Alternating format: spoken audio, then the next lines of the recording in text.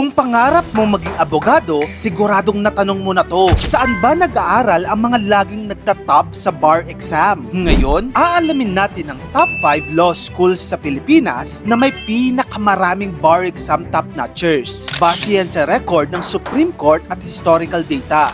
Number 5, University of San Carlos sa Cebu. Yes, hindi lang Metro Manila ang may bragging rights. Ang University of San Carlos mula Cebu ang consistent na pride ng Visayas. Ilang beses na silang pumasok sa top 10 performing law schools sa bansa. Noong 2016, USC graduate si Karen May Calam, ang bar top-notcher number 1. At sa mga sumunod na taon, palaging may representative sila sa top 10. Ayon sa Legal Education Board, ang USC ay isa sa may pinakamataas na passing rate sa buong bansa year after year. Kaya kung taga Visayas ka, hindi mo na kailangang lumawas. May top-notcher school ka na dyan mismo. Number 4, University of Santo Tomas, UST Faculty of Civil Law, ang pinakamatandang law school sa Pilipinas at isa sa pinakakilala pagdating sa bar exam legacy. Alam mo bang marami sa mga dating presidente, senador at mahistrado ay produkto ng UST Law gaya ni na Diosdado Macapagal, Jose P. Laurel at si Chief Justice Andres Narvasa. Sa history, meron silang ilang first placers, kabilang si Cesar L. Villanueva, top 1 noong 1981 at iba pang consistent top 10 finishers.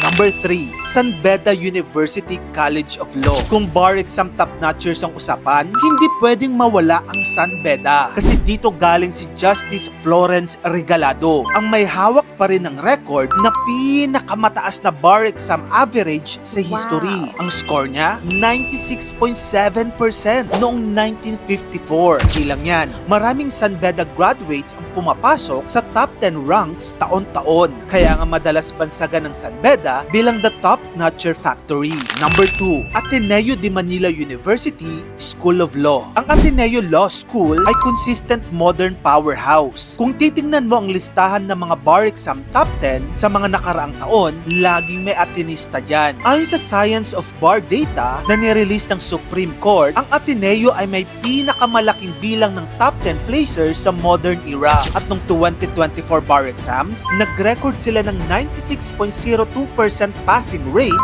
which is pinakamataas sa buong bansa. Ang isa sa mga notable top-notchers nila ay si Chief Justice Claudio Tihanqui, first placer, 1940 bar exam na nakakuha ng 94.35% from Ateneo Law. Sa Ateneo, malinis, precise at structured. Ganyan mag-train ng abogado ang Ateneo. Number 1, University of the Philippines College of Law. At syempre, nasa tuktok pa rin, UP College of Law. Base sa historical data, ang UP Law ang may pinakamaraming bar top-notchers sa buong kasaysayan. Sila rin ang may hawak ng record na may 49 first placers mula pa noong 1913. Kasama dyan ang mga bigating pangalan gaya ni na Jovito Salonga at Jose Diokno. Dalawang haligi ng batas ang nagtabla sa number 1 noong 1944 bar exams. Pareho silang nakakuha ng 95.3%, isa sa pinakamataas na first place rating sa history. Rare ang tie. Ito ang unang beses na nangyari sa Pilipinas. Nga pala, si Jose Diokno ay tatay ni Attorney Chel Diokno. Sa bawat dekada, laging may UP product na pumapasok sa top 10 at madalas may crown na number 1. Sabi nga ng mga Bar Review Center, kung may Olympics ang bar exam, laging may delegasyon ang UP.